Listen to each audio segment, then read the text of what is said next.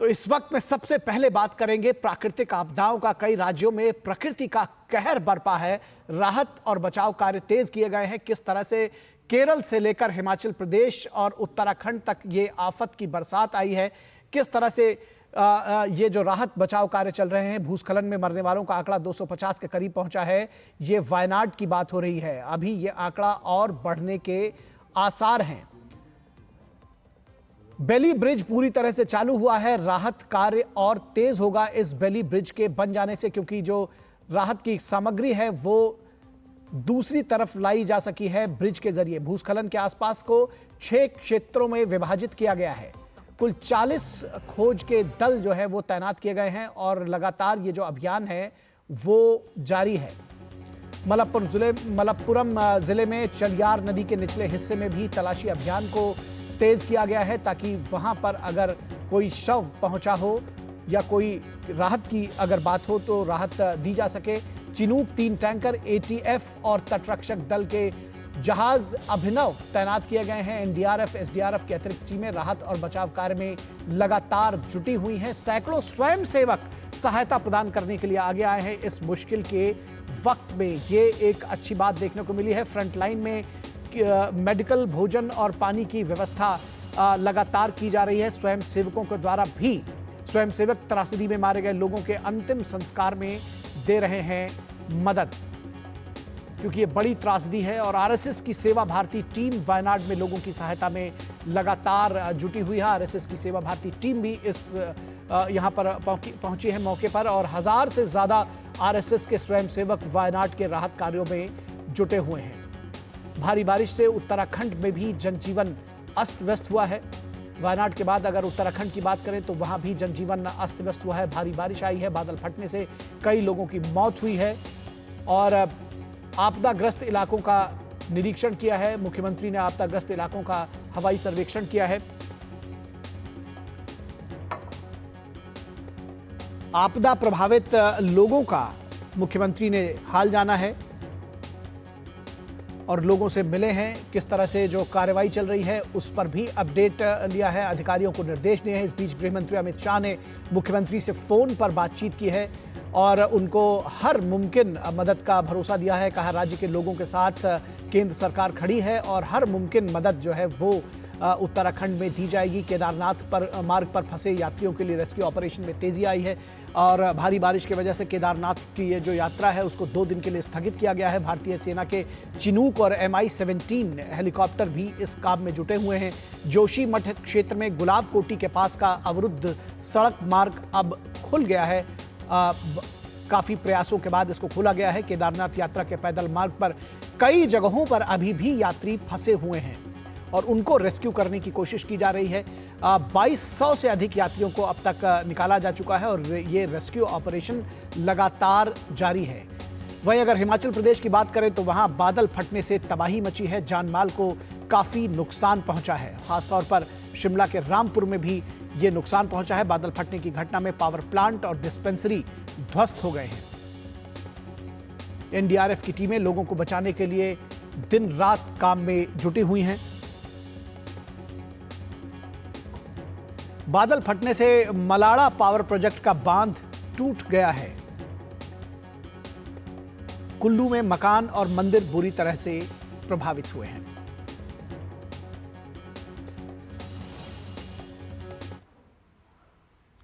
तो वायनाड में जो राहत और बचाव कार्य है वो लगातार जुटे हुए हैं। पैरा जो रेजिमेंटल ट्रेनिंग सेंटर के कमांडेंट ब्रिगेडियर अर्जुन सेंगन ने कहा है कि कल शाम लगभग 6 बजे तक उन्होंने एक पुल जो था वो उसको पूरा कर लिया। और ये ऐसा क्षेत्र है जहां भूस्खलन का ये स्रोत है और उसके आगे 500 मीटर तक बस्ती है। क्या कुछ कहा उन्होंने, किस तरह से ये रेस्क्यू ऑपरेशन चल रहा है, आइए उनको सुनते हैं।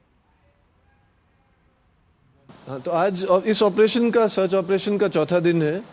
कल शाम 6 बजे हमारा जो बेली ब्रिज है 24 टन लोड क्लासिफिकेशन वो हम थ्रू कर चुके हैं और उससे अभी आप देख सकते हैं कि आप यहाँ पहुँच पाए हैं। ये पुंजरी मट्टा है जो कि एक इस लैंडस्लाइड का जो एक्सट्रीम अपस्ट्रीम जो एरिया है, इसके आगे तकरीबन और 500 मीटर 1 किलोमीटर तक जहाँ लोग बस रहे थे उधर डैमेज हुआ है। आज हम इस एरिया को हमने और तफसील से और गहराई से सर्च कर रहे हैं।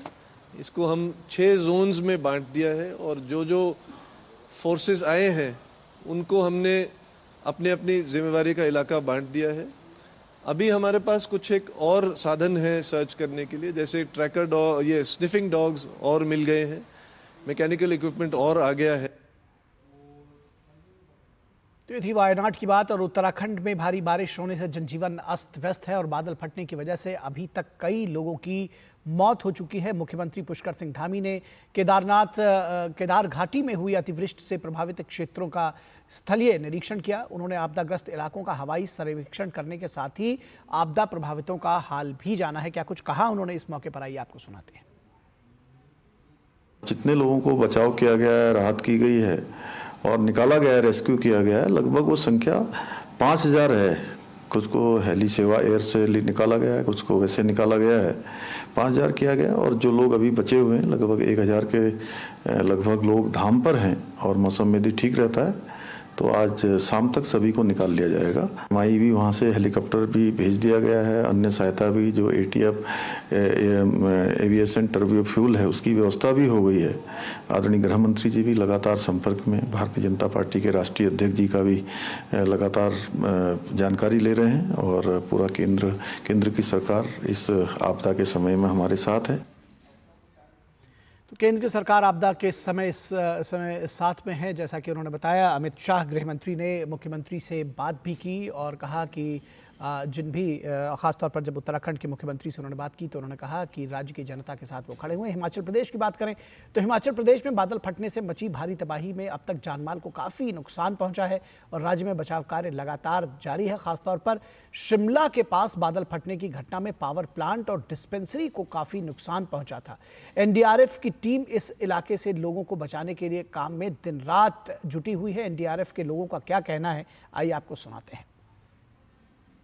यहाँ पर क्लाउड बस्ट यहाँ से लगभग 10 से 12 किलोमीटर दूर है जी, और वहाँ पर क्लाउड बस्ट हुआ और यहाँ पर जो ये इलाका देख रहे हैं मेरे राइट साइड में लगभग 20-25 घर यहाँ पर थे और जिसमें कुछ यहाँ पर पावर प्लांट भी था, हाइड्रो पावर प्लांट, और साथ ही में यहाँ पर डिस्पेंसरी भी थी और कुछ सिविलियन थे। तो उसमें लगभग अनुमानित है लगभग 40 से 42 लोग यहाँ पर वास्ट अवे हो चुके हैं। और इस पूरी खबर पर बातचीत करने के लिए हमारे साथ हमारे संवाददाता नीरज सिंह वायनाड से जुड़े हुए हैं, उनके पास चलेंगे और बात करेंगे। नीरज, सबसे पहले आपसे जानना चाहेंगे जो अपडेट्स आप देंगे। बेली ब्रिज को रिकॉर्ड टाइम में सेना ने बनाया है, 20 घंटे में, ज़्यादा जानकारी आप देंगे। अभिनव जो तटरक्षक जहाज है उसको भी तैनात किया गया है। किस तरह से जो रेस्क्यू ऑपरेशन है चल रहा है ऑन ग्राउंड, क्या जानकारी आप देंगे?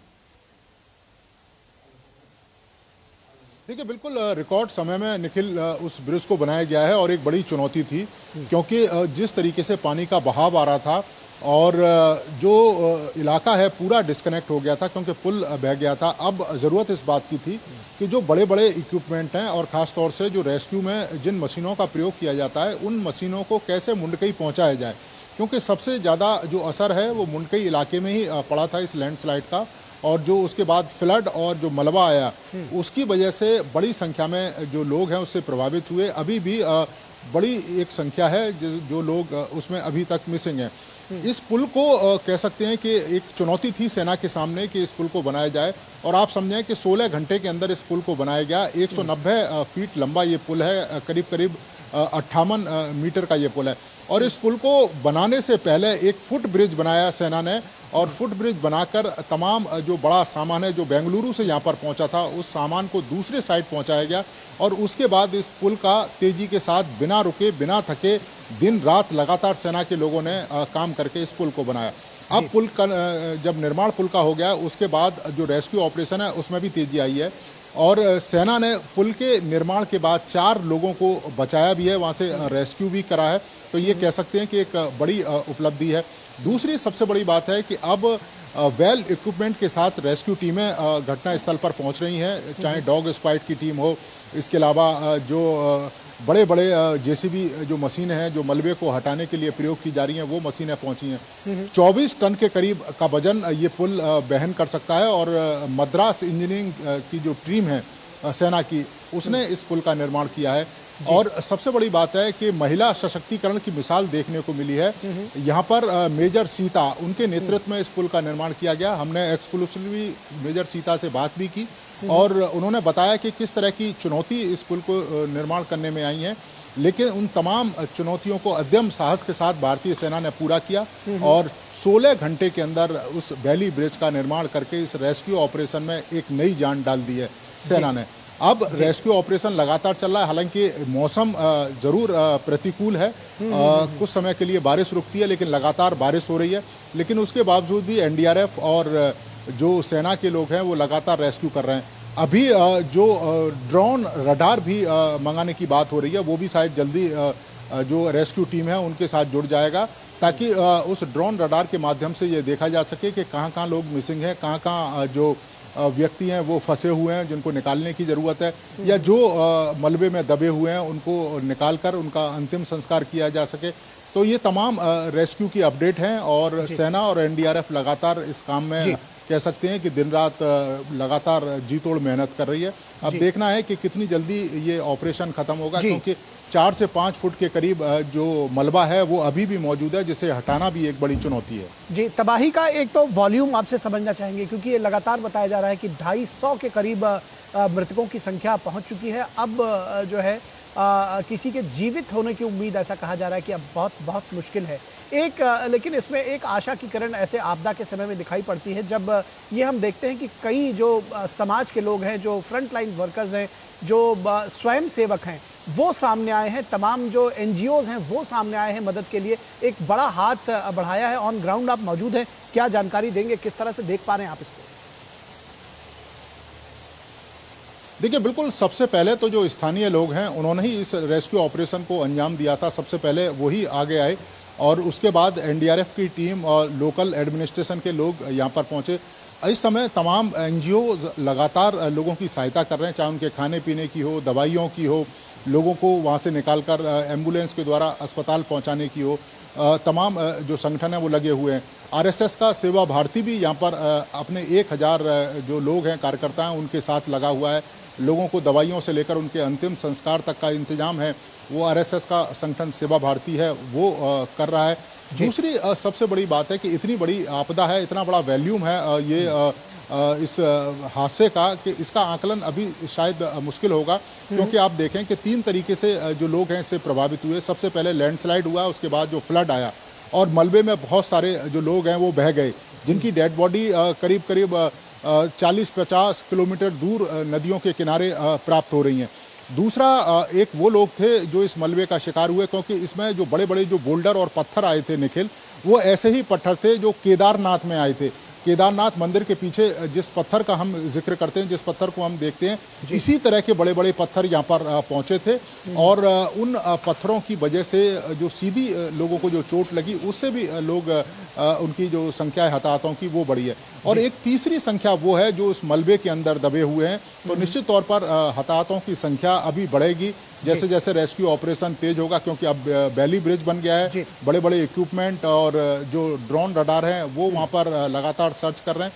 ये कहना थोड़ा सा मुश्किल होगा कि संख्या कितनी होगी, लेकिन हाँ इतना ज़रूर कहते हैं कि ये संख्या बढ़ेगी, क्योंकि आप देखें कि 200 से ज़्यादा लोग अभी तक इस हादसे का शिकार हो गए हैं। 115 के करीब बॉडी पार्ट मिले हैं जिनको आइडेंटिफाई किया जा रहा है, उनका डीएनए टेस्ट किया जा रहा है और अभी भी बड़ी संख्या में जो लोग हैं वो मिसिंग हैं और मलबे में दबे हुए हैं। जी, निश्चित तौर पर तो ये रेस्क्यू और जो राहत कार्य है ये लगातार जारी है। आप नज़र बनाए रखें, हम आपसे और अपडेट्स लेते रहेंगे। फिलहाल बहुत शुक्रिया इस तमाम बातचीत और जानकारी के लिए नीरज सिंह।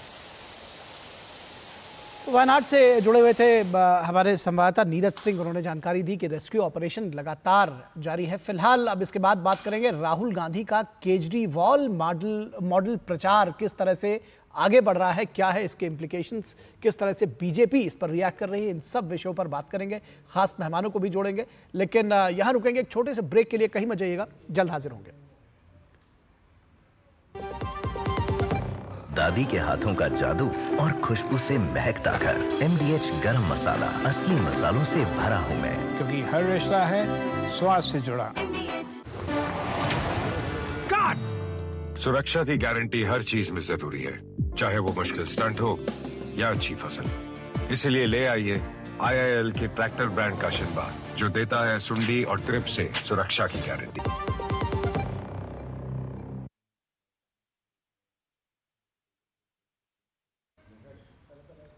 स्वागत है आपका ब्रेक के बाद। और अब बात करेंगे राहुल गांधी का केजरीवाल मॉडल प्रचार। आखिर क्या है ये केजरीवाल मॉडल प्रचार? रात में वायनाड से लौटे राहुल गांधी और उन्होंने जो पहली सूचना थी सोशल मीडिया पर वो डाली, और क्या डाली वो भी समझने की जरूरत है कि राहुल गांधी ने सोशल मीडिया पर लिखा कि उन पर ईडी की रेड हो सकती है। सोशल मीडिया पर लिखा कि मुझ पर ईडी की रेड हो सकती है। राहुल गांधी ने लिखा कि ईडी के अंदरूनी सूत्रों ने बताया है कि छापेमारी की तैयारी की जा रही है। इस बीच बीजेपी ने राहुल गांधी पर अफवाह फैलाने का आरोप लगाया है। बीजेपी का कहना है कि राहुल गांधी अफवाह फैला रहे हैं और एक फेक नैरेटिव गढ़ रहे हैं, ये बीजेपी की तरफ से आरोप लगाया गया। तो क्या राहुल गांधी भी केजरीवाल के नक्शे कदम पर चल निकले हैं? ये हम ऐसा इसलिए कह रहे हैं क्योंकि आपको याद होगा कि 1 साल पहले से ही सीएम केजरीवाल सोशल मीडिया पर प्रचारित करते रहे थे कि उनकी गिरफ्तारी कभी भी हो सकती है, और बार बार वो ऐसा कहते रहे थे। अब आशंकाओं को लेकर केजरीवाल विधानसभा का विशेष सत्र भी बुला लेते थे, आपको अच्छी तरह से याद होगा। संजय राउत राहुल गांधी के आशंका को सही ठहराते हैं। वो कह रहे हैं कि राहुल गांधी जो कह रहे हैं, जो उनकी आशंका है वो सही है और इसे आवाज दबाने की कोशिश मानते हैं। संजय राउत कहते हैं कि ये आवाज को दबाने की कोशिश की जा रही है। जिस तरह से राहुल गांधी सरकार के खिलाफ आवाज उठा रहे हैं, उसके लिए ये उनकी आवाज दबाई जा रही है। वही अश्विनी वैष्णव ने आरोप लगाया है कि कांग्रेस झूठ की दुकान चला रही है। रेल मंत्री ने कहा है कि कांग्रेस कभी सेना को नीचा दिखाती है, तो कभी रेलवे को नीचा दिखाती है, कभी दूसरे जो एजेंसीज हैं उनको नीचा दिखाती है, और इस तरह के फेक नैरेटिव वाली अपमानजनक की राजनीति अब नहीं चलेगी। वही आरोप है कि कांग्रेस सोशल मीडिया ट्रोल सेना की मदद से झूठे बातें प्रचारित करती है, ये अश्विनी वैष्णव का कहना है। वहीं सुकांता मजूमदार बीजेपी के नेता, वो कहते हैं राहुल गांधी पहले से ही जमानत पर हैं। वो तो पहले से ही जमानत पर है और जमानत कैंसिल हो जाएगी तो जेल जाना पड़ेगा, उनकी जमानत रद्द होगी तो जेल जाना स्वाभाविक है, ये जो कोर्ट की वो प्रक्रिया है। और सुकांता मजूमदार का कहना है कि अगर वे भ्रष्टाचार उन्होंने नहीं किया है, फिर एजेंसी से घबराना किस बात का। राहुल गांधी के चक्रव्यूह का जवाब पूर्व मंत्री अनुराग ठाकुर ने दिया था। हेमंत बिस्वा शर्मा ने कहा कि पहले राहुल गांधी पत्रकारों से उनकी जाति पूछते थे और अब जब लोग उनकी जाति के बारे में पूछते हैं तो उन्हें परेशानी होती है। अगर जनगणना होगी तो राहुल गांधी को अपनी जाति बतानी पड़ेगी, बिना जाति बताए जातिगत जनगणना पूरी कैसे होगी। तो बीजेपी चारों तरफ से हमलावर है। दरअसल राहुल गांधी अपने ही बनाए चक्रव्यूह में खुद फंसे हैं, क्योंकि उन्होंने जातिगत जनगणना की बात कही और उसके बाद जो जाति का सवाल उठा उस पर उन्होंने कहा कि जाति क्यों पूछी जा रही है। सियासत में जाति को लेकर इनका प्रयोग कितना सफल होगा, ये लोग जो है वो उन्होंने चुनाव में इसको देखा है। तो राहुल गांधी का ट्वीट क्या रहा है, ये सबसे पहले देख लेते हैं। कांग्रेस नेता और लोकसभा में नेता प्रतिपक्ष राहुल गांधी ने एक्स पर पोस्ट कर क्या लिखा। उन्होंने लिखा कि जाहिर है 2 in 1 को मेरा चक्रव्यूह भाषण पसंद नहीं आया। ईडी के अंदरूनी सूत्रों ने मुझे बताया है कि छापेमारी की योजना बनाई जा रही है। चाय और बिस्किट के साथ बाहें फैलाकर इंतजार कर रहा हूं।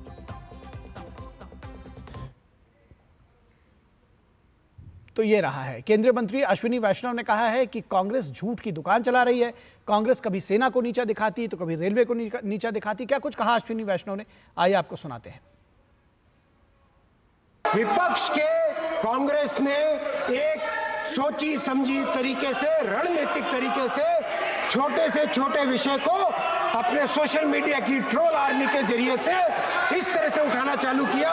अयोध्या जी के स्टेशन में पुराने स्टेशन की पुरानी दीवार थी, वो जब थोड़ी सी उसमें डैमेज हुआ तो समाजवादी पार्टी और कांग्रेस के हैंडल्स ने उसको तुरंत उठाना चालू किया। इस तरह के झूठ से कैसे देश चलेगा मानव?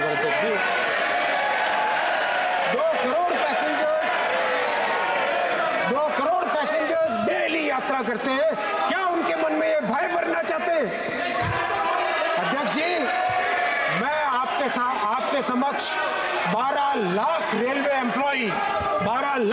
एम्प्लॉई जो दिन रात मेहनत करते हैं, मैं रिक्वेस्ट करूंगा आप सब ताली बजा के पेट के उनका दम दिखाएं, उनको हिम्मत बढ़ाएं। और असम के मुख्यमंत्री हेमंत बिस्वा शर्मा ने क्या कुछ कहा इस पूरे विषय पर, आइए आपको सुनाते हैं। राहुल गांधी एक सीज है, जैसे वो पत्रकार को पूछता है तुम्हारा जाति क्या है, पूछते थे ना दिल्ली में प्रेस कॉन्फ्रेंस होकर राहुल गांधी पूछते हैं आपका जाति क्या है, मालिक का जाति क्या है। और जब लोगों ने उनका जाति पूछा, बोले भाई हमारा जाति क्यों पूछते हैं, अरे बिना जाति पूछ के जातीय जनगणना होगा क्या? अगर मैं आपका जाति नहीं पूछूं तो जनगणना कैसे होगा? तो ये एक चीज है, मतलब एक मेटल है। ये क्या बोलते हैं क्या करते हैं, बहुत ही एक दिक्कत वाला व्यक्ति है। बोलते हैं मैं जाति जनगणना करवा के रहूंगा लेकिन अपना जाति का नाम नहीं बोलूंगा। राहुल गांधी जी को तो अपना जाति बताना ही पड़ेगा अगर जातीय जनगणना होगा तो। कहते हैं कि राहुल गांधी को अपनी जाति बतानी पड़ेगी अगर जातिगत जनगणना होगी। और इस पूरे विषय पर बातचीत करने के लिए हमारे साथ 3 खास मेहमान जुड़े हुए हैं, उनसे आपका परिचय करा दें। हमारे साथ अनिरुद्ध प्रताप सिंह जो कि बीजेपी के प्रवक्ता हैं जुड़े हुए हैं। अनिरुद्ध जी बहुत स्वागत है आपका। ज्योति कुमार सिंह जो कि कांग्रेस के प्रवक्ता है हमारे साथ जुड़े हैं। ज्योति जी बहुत स्वागत है। और विनोद मिश्रा हमारे कंसल्टिंग एडिटर वो भी हमारे साथ जुड़े हैं। विनोद जी आपका भी स्वागत है। और विनोद जी आपके साथ अगर शुरुआत करना चाहें, ये केजरीवाल मॉडल प्रचार की शुरुआत की है कांग्रेस ने कि 1 साल पहले से चिल्लाने लगो, उसके पहले से कहना शुरू कर दो जिस तरह से केजरीवाल ने किया था, कभी विधानसभा का सत्र बुला लो, क्योंकि एक नैरेटिव बताना है कि जो हमने दरअसल संसद में बोला था उसका विरोध करने के लिए सरकार जो अब सीबीआई और ईडी का प्रयोग करेगी। निखिल भाई, अगर आप ही की रिपोर्ट से आऊं तो आपने जो केजरीवाल मॉडल बताया है राहुल गांधी के इस बयान को और इस चिंता को, तो ये स्वाभाविक सी आप देखिए कि राहुल गांधी कल वायनाड में थे और राहुल गांधी वायनाड की जो त्रासदी है उसको आपने दिखाया है, कितनी भयानक त्रासदी है।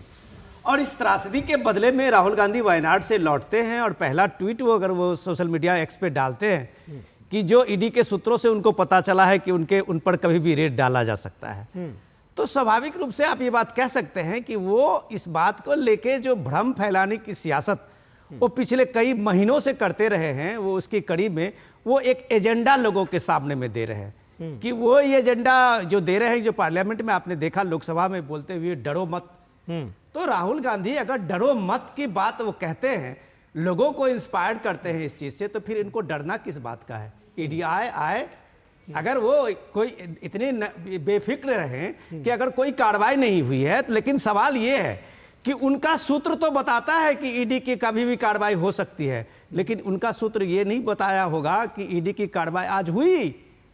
बाबू सिंह कुशवाहा 10,000 करोड़ रुपए का एनएचआरएम घोटाला आपको याद होगा जी, बसपा के राज में।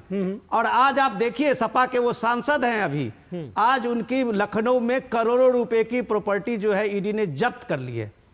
ये भ्रष्टाचार के खिलाफ नरेंद्र मोदी गवर्नमेंट की जो मुहिम है, वो मुहिम को किस तरह से मजबूती से, चाहे कोई भी भ्रष्टाचार का जो जीरो टॉलरेंस है, उस जीरो टॉलरेंस पे कार्रवाई हो रही है। इस कार्रवाई के विरोध में, इस कार्रवाई को लेके आप अगर नैरेटिव पहले से बनाना शुरू करेंगे तो शायद इस देश को आज ये बात पचने वाली नहीं है। ठीक है ज्योति जी, किस तरह से इसको देखना चाहिए कि क्या ये एक पहले से नई तरह की रणनीति गढ़ने की कोशिश कर दी है कि एक फेक नैरेटिव बनाओ, या केजरीवाल के मॉडल पर पहले से कहने लगो, पहले से चिल्लाना शुरू कर दो, ताकि अगर कभी कार्रवाई होती भी है तो कहा जाए जी हमने तो पहले ही कह दिया था। इसमें तो कर नहीं तो डर कैसा? बात ये हो रही है। तो डर कौन रहा? डर कौन रहा? डर तो भारतीय जनता पार्टी रही है। उनको तो पता है कि राहुल गांधी क्या कर रहे हैं, उनको पता है कि राहुल गांधी 140 करोड़ जनता की कैसे उनके बारे में सोच रहे हैं रात दिन। उनको तो डर है कि इनको एक्सपोज कर रहे हैं पार्लियामेंट से लेकर रोड तक।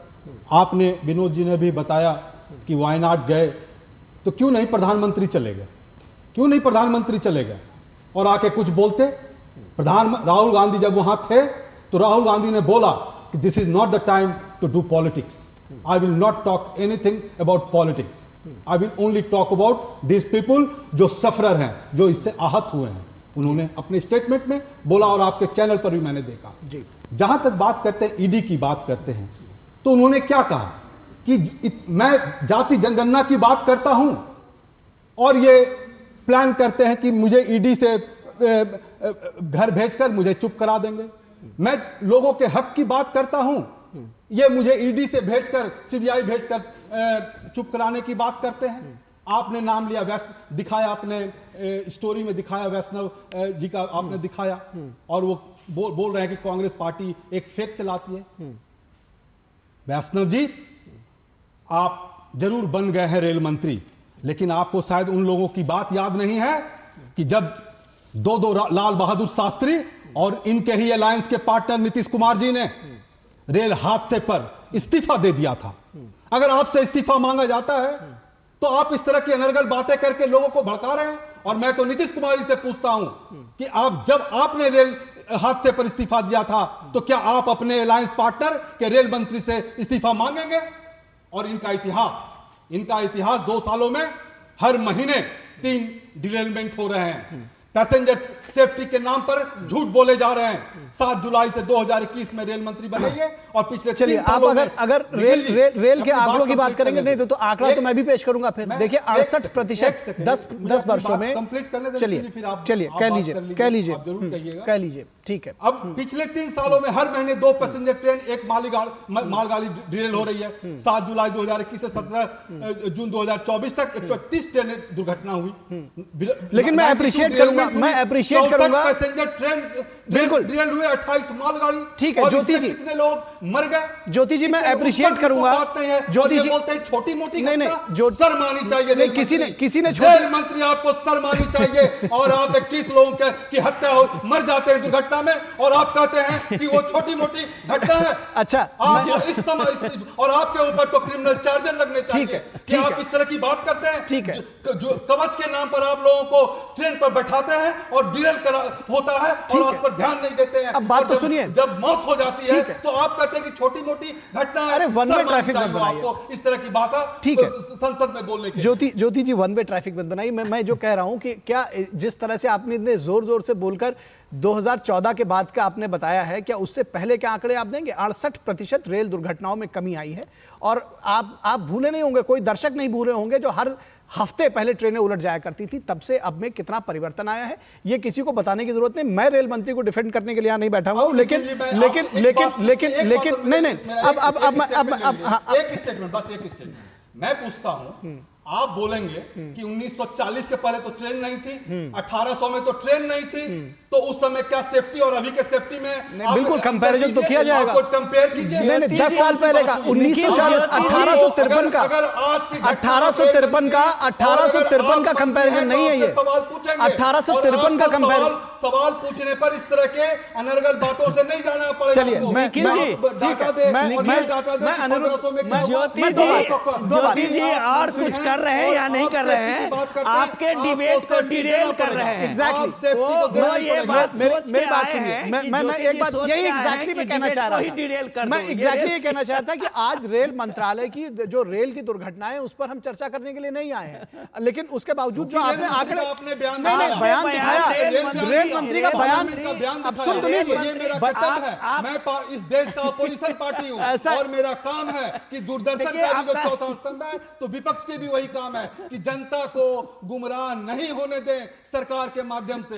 ठीक है, अब मैं बताता हूं। दरअसल उनका जो स्टेटमेंट था, वो अयोध्या रेलवे स्टेशन पर पुरानी गिरी एक वॉल को किस तरह से सोशल मीडिया पर नैरेटिव चलाया गया, इसकी बात उन्होंने कही थी। और उसको आपने ये पूरा जो आप खाका तैयार करके आप बोलने लगे, काश इसके पहले 2004 से 2014 की पोजीशंस भी आपने बताई होती। फिलहाल आज हमारी वो चर्चा का विषय नहीं है। अनिरुद्ध प्रताप सिंह को जोड़ेंगे। अनिरुद्ध प्रताप सिंह ये कह रहे हैं कि चूंकि राहुल गांधी लगातार संसद में बोल रहे हैं, इसलिए ईडी की कार्रवाई की तैयारी उनके ऊपर की जा रही है।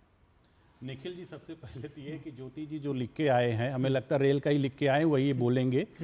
बात यह है कि राहुल गांधी जी एक विक्टिम कार्ड कि उनको ये लगता है कि फेक नैरेटिव, झूठा नैरेटिव कुछ ना कुछ गढ़ेंगे, उसके बाद आएंगे, देखो जी हमने ऐसा किया, हमको तो ये किया जा रहा है, हमको तो उठा के जेल में भेजा जाएगा, हमको उठा के यहाँ किया जाएगा, ताकि लोग, ये फेक नैरेटिव हमेशा नहीं चलता है। उनको लगता है कि हम कुछ करेंगे नहीं, केवल एक झूठ बोलेंगे। जब जाति की जनगणना की बात वो करेंगे लेकिन अपनी खुद की जाति नहीं बता पाएंगे। हो सकता है कि नेशनल हेराल्ड केस में उन जमानत पे चल रहे हैं, कुछ उनके पास ऐसा हुआ होगा, उनको लग रहा होगा कि उनके पास कहीं ना कहीं कुछ ऐसा संशय उनको लग रहा होगा कि कहीं ना कहीं जेल जाना पड़े।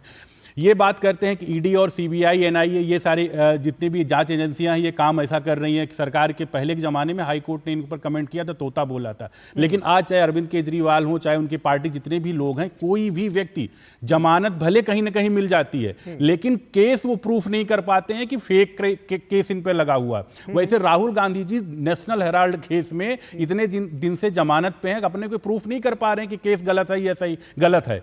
वो हमेशा जमानत, तो उनको लगता है, तो उनको एक है कि विक्टिम कार्ड खेलना। आइए आप झूठ बोलने से होता है मम्मी हमको मारेंगे, कौन मारेंगे अब ये पता नहीं कैसे है क्या नहीं, ताकि लोग उनके प्रति सिंपैथी एक गेन करने का अपने वर्कर के बीच, इनके बीच में। मैं निखिल जी अयोध्या का रहने वाला हूं। जिस रेलवे स्टेशन के बारे में बात कर रहे थे वो रियली इनके एक समाजवादी पार्टी के प्रवक्ता ने तो बेल्जियम की रोड कोट कर दी थी रामपथ के नाम पे, कितना बड़ा गड्ढा है। उसके बाद में पीआईबी ने फैक्ट चेक करके बताया भैया कि ये नहीं है। अयोध्या रेलवे स्टेशन पे जो ये था कि ऑलरेडी टूटी हुई दीवार, क्योंकि वो नया रेलवे स्टेशन बन रहा था, उसके बाउंड्री वॉल बन रहे थे।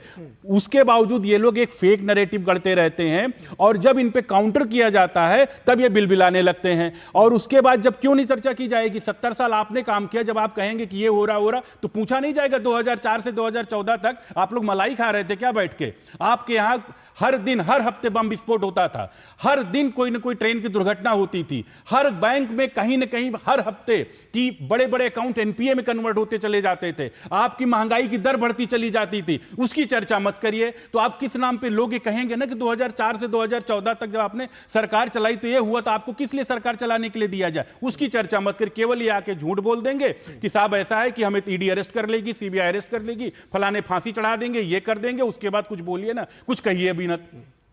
ठीक है विनोद जी, आपको लगता है कि जो सियासत का ले लेना चाहिए? जी मैं नहीं बिल्कुल, आप दरअसल आपने जो कहा उसका जवाब उन्होंने दिया। मैं एक बार फिर विनोद जी के पास आऊंगा, चलिए आप दे दीजिए, आप बोलना चाहते हैं बोल दीजिए। ठीक है, कांग्रेस भारतीय जनता पार्टी के प्रवक्ता के इस बात पर मैं कहता हूं, जब मैं कहते हैं कि अपोजिशन पार्टी गुमराह नहीं करने देगी तो क्यों कहती है? वो इसलिए कहती है कि देखिए ईडी सीबीआई एजेंसी इनके अंडर में है। जब अपोजिशन की पार्टियां बोलती है कि आप यहां ये बातें हुई है, आप उस पर क्यों नहीं ईडी सीबीआई भेजते हो, तो क्यों नहीं भेजते हो आप चाहे इलेक्टोरल अभी थोड़ी देर पहले अभी सुप्रीम कोर्ट में, आपको टोका नहीं, प्लीज टोका नहीं, आप फिर बोलना। अभी इलेक्टोरल बॉन्ड पर बहस हो रही थी, कोर्ट नंबर 1 में बहस हो रही थी कि उसमें बताया जा रहा था कि मैं मिस्टर भूषण का आर्गुमेंट सुन रहा था, इट वाज सो रेलिवेंट। वो बहुत बता रहे थे कि बताएं आप कि इस देश में जब कंपनियां बोलती हैं कि मेरे ऊपर कुछ जानलेवा जो बचाने की जो दवाइयां हैं उस पर सरकार जो है उस पर चार्जेस लगा रही थी, जब उस पर चार्जेस लगा रही थी और जब मुझसे सरकार का कोई आदमी पैसा मांगता था, जब मैं पैसा दिया तो उसमें क्या किया, जब पैसा दे दिए तो फिर सब ठीक हो गया, फिर वो कोई चार्ज ले, तो उस पर जब अपोजिशन बोलती है कि आप ईडी सीबीआई वहां भेजे, प्रधानमंत्री खुद बोले अंबानी और सुन लीजिए अंबानी और अदानी पर बोला कि ट्रक भर के पैसा अपोजिशन को जा रहा है, तो क्यों नहीं प्रधानमंत्री ने ईडी सीबीआई भेजा, क्यों नहीं भेजा? मैं पूछता हूं। ठीक है, जवाब ले लेते हैं। सारे केसेस जहां एजेंसी आपकी है, अपोजिशन जहां पर आपको दूसरों को तो मौका दीजिए। मैं ये कह रहा हूं ये ट्रक भर के पैसे वाली जो बात है इसमें भी फेक नैरेटिव है, लेकिन मैं फिर उस पर नहीं जाऊंगा, मैं अनिरुद्ध प्रताप सिंह के पास जाऊंगा। जी निखिल जी, ये बार बार बोल रहे हैं कि ये ईडी सीबीआई ये तोता ये सारी चीजें इनके जमाने में था, लेकिन आज इनके इंडी अलायंस के इतने पार्टनर इनके जेल में बैठे हुए हैं। सुप्रीम कोर्ट, हाई कोर्ट या डिस्ट्रिक्ट कोर्ट, किसी कोर्ट ने ये कहा हो कि आपके ऊपर जो चार्ज फ्रेम हुए हैं पॉलिटिकल वेंडेटा से फ्रेम हुए हैं, कहीं पे ऐसा कुछ नहीं। लेकिन कहीं कुछ नहीं, जमानत किसी न किसी रूप से, कोई चुनाव लड़ने के लिए किसी न किसी रूप से इनको सबको मिल जाता है, लेकिन कहीं पे ये कमेंट नहीं। लेकिन जब हाई कोर्ट, सुन लीजिए, सुनने केस दीजिए। में भेजे ज्योति जी, तो आप वहां क्यों नहीं भेजते? ठीक है ज्योति जी, आप क्यों नहीं भेजते? जब आप एविडेंस लाएंगे नहीं तो कोर्ट में हम कैसे जाएंगे? एविडेंस अगर एविडेंस खुद से लाएंगे तो कल डकैती का केस आप लगा देंगे, चोरी का केस लगा देंगे, तो एजेंसी आपके पास है। कोई कैसे लगा देगा? अगर चोरी केस लगा देगा तो कोर्ट में केस हो जाएगा, फर्जी एफआईआर केस हो जाएगी। आपको भेजना है ना, वकील है ना, पुलिस भेजते नहीं। हाँ तो एविडेंस चलेगी वो, इसीलिए तो बोल रहे हैं, वकील है तो बोल रहे हैं कि एविडेंस तो एजेंसी को लाना है। आप तो राहुल गांधी को लाएगा, आप केस रजिस्टर नहीं करेंगे, केस रजिस्टर नहीं करेंगे। चार्जशीट अगर फ्रेम अरे भाई कैसे चार्जशीट होगा? देखिए ऐसा ज्योति जी, एफआईआर फर्जी केस हो जानी चाहिए। कैसे होगा? एजेंसी आपके अंडर में है। अरे भाई एफआईआर एजेंसी थोड़ी क्वेश्चन करती है कि प्रधानमंत्री के बयान पर आप भेजिए। चलिए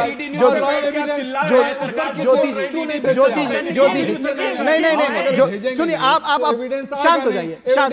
ठीक है ज्योति जी अदालतों पर भरोसा रखिए, और जो आपने कहा एफआईआर कर देते हैं, एफआईआर क्वेश अदालत करती है, तो इस तरह से गुमराह कम से कम न करिए। अदालतें क्वेश करती हैं झूठे मामले में, इस तरह से नहीं है कि कोई कहीं भी टांग दे। फिलहाल मैं एक बात नहीं तो अब आप यही तो कह रहे हैं कि किसी को कोई कहीं भी आपने यही कहा, आपने अभी नहीं कहा। जब किसी पर चार्ज लगाती है, ठीक है, आप वहां एविडेंस के लिए अपने एजेंसियों को क्यों नहीं भेजते हैं? नहीं कि तो ठीक है, वहां पर जांच करें। ठीक है, आप अदालत चले जाइए, आप अदालत चले जाइए, क्यों नहीं? आप अदालत चले जाइए। काम है पुलिस का काम, नहीं कर सकता।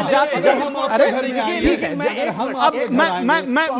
चलिए नहीं इस तरह से इस बात को देखिए ज्योति जी इस तरह से मत करिए कि बाकियों को किसी को मौका ही न दीजिए। मैं विनोद जी के पास जा रहा हूं। विनोद जी, आपको लगता है कि जो इस तरह के नैरेटिव की बात हो रही है, दरअसल भ्रष्टाचार के खिलाफ जो भी कार्रवाई चल रही है उसके खिलाफ ये सब ट्वीट इसलिए किए जा रहे हैं कि ताकि उनको डिरेल किया जा सके, पहले से बताया जा सके कि देखिए जी हम तो कह ही रहे थे हमारे खिलाफ कार्रवाई होगी। लेकिन देखिए ये सबसे बड़ी बात ये है कि मैं आपको ज्योति जी थोड़ा सा सुन ले, हम लोगों ने बहुत धैर्य के साथ उनको सुना है। जो भारत जोड़ो यात्रा से ही आप देख लीजिए कि भारत जोड़ो यात्रा के बारे में अगर राहुल गांधी से पूछा गया था प्रेस कॉन्फ्रेंस में, तो उन्होंने कहा कि मेन स्ट्रीम मीडिया हमारी खबर को और हमारी बातों को इतनी तवज्जो नहीं देती है, इसलिए हमने ये भारत जोड़ो न्याय यात्रा की है। अब ये भारत जोड़ो न्याय यात्रा के बाद जो उन्होंने एक ट्रेंड बनाया सोशल मीडिया के कैंपेनिंग का, जो आपने इलेक्शन में देखा, संविधान खतरे में है, लोकतंत्र खतरे में है, आरक्षण खतरे में पड़ जाएगा, भला भला वो सारी चीजें फैलाते रहे। कितना उसका प्रभाव पड़ा नहीं पड़ा ये बताने की जरूरत नहीं है। सवाल ये है कि राहुल गांधी जिस चक्रव्यूह की बात करते हुए अपने लोकसभा के प्रतिपक्ष के नेता के रूप में, एक जिम्मेदारी के रूप में उन्होंने बात शुरू की थी, और लोकसभा में जिस बात को लेके उन्होंने पॉइंट आउट किया था, उसी बात का तो अनुराग ठाकुर ने जवाब दिया था। तो अगर अनुराग ठाकुर के बात से अगर वो इतना तिलमिलाए हुए हैं, तो क्या ये सीधा सवाल है, क्या इस देश में गांधी परिवार क्या प्रिविलेज्ड हैं? क्या उनको एक सेंस जो उनका ये बना हुआ है कि हम हैं और हमारे छोड़ के और कोई नहीं है? तो भैया ये कैसे चलेगा कि आप पे सवाल नहीं होगा?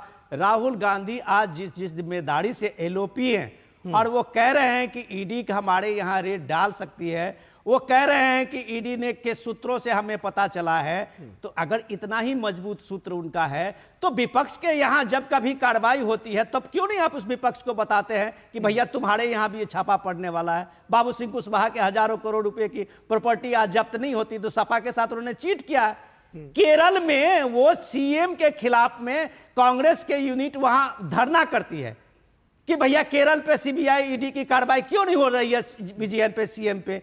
आप बंगाल में धरना करते हैं कि ईडी की कार्रवाई क्यों नहीं हो रही है। आप दिल्ली में जो अरविंद केजरीवाल अभी जेल में है, उसको कांग्रेस ने उसकी शुरुआत की थी। कांग्रेस पहले दिन उसके लिए पीआईएल की बात शुरू की थी, कांग्रेस पहले दिन शराब घोटाले की बात की थी। आज आप कह रहे हैं कि ईडी की कार्रवाई राजनीतिक है। ये कैसे चलेगा? इस बात को लेकर समझने की जरूरत है। जो बात अभी मंत्री अश्विनी वैष्णव कह रहे थे कि आप झूठ की दुकान चला रहे हैं, उस झूठ की दुकान की बात में दम है। सिर्फ सोशल मीडिया पे कैंपेनिंग और सोशल मीडिया के ट्रोलिंग के लिए आप अगर देश को इस तरह से भरमाएंगे, भ्रम में फैलाएंगे, तो शायद देश का नुकसान होगा। आपको क्या मिलेगा ये मुझे नहीं पता। ठीक है, मैं चूंकि समय समाप्त हो चुका है, इसलिए मैं चाहता हूं कि बीजेपी और कांग्रेस के पास जाऊं। आपसे विनम्र निवेदन है कि 30-30 सेकंड में अपना जवाब दीजिएगा।